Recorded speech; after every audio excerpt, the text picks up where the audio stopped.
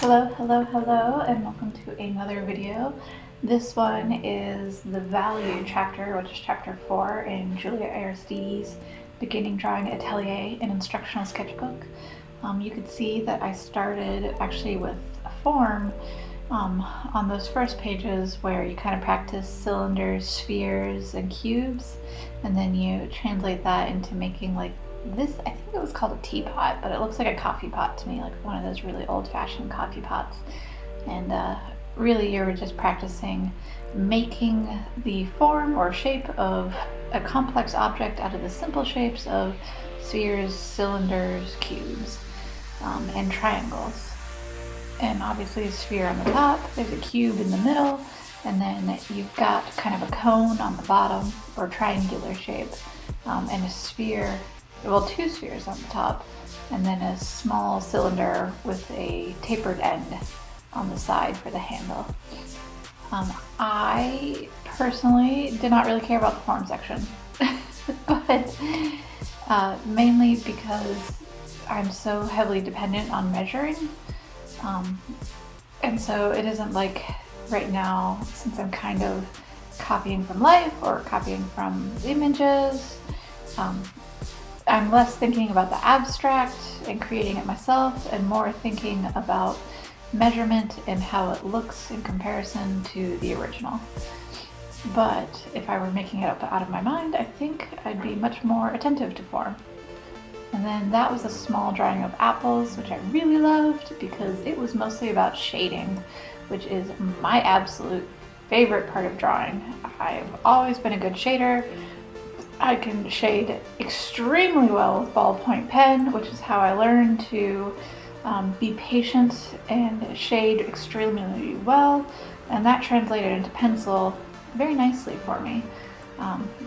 This paper bag also mostly about shading, but you can see that the measurements are actually improving as I am working through this sketchbook of Juliette Aristides, and really getting much closer to the original proportions than I was in my previous drawings. I'm almost at like 100% like width to height and proportions when I actually measure these after I'm done with the drawings. So that's probably why this chapter on shading comes now, because she had you work on all that proportions and measuring before, and surprisingly, just doing the exercises, even if you didn't do them perfectly before, pays dividends in terms of getting you closer and closer to actually being able to copy or measure or get proportionally closer to your original drawing. As you can see, I'm still using my ruler. That's mostly because I can, since I have a drawing right next to me. But for the most part, if you're going to measure from an original, you're going to do you'll probably hear my little baby. She's a little gassy, so she might make some noises in the background. But if you're doing from an original and you're doing it like as you're sitting there, you're going to use basically your thumb on your pencil, hold your arm straight, and do comparative measurement that way.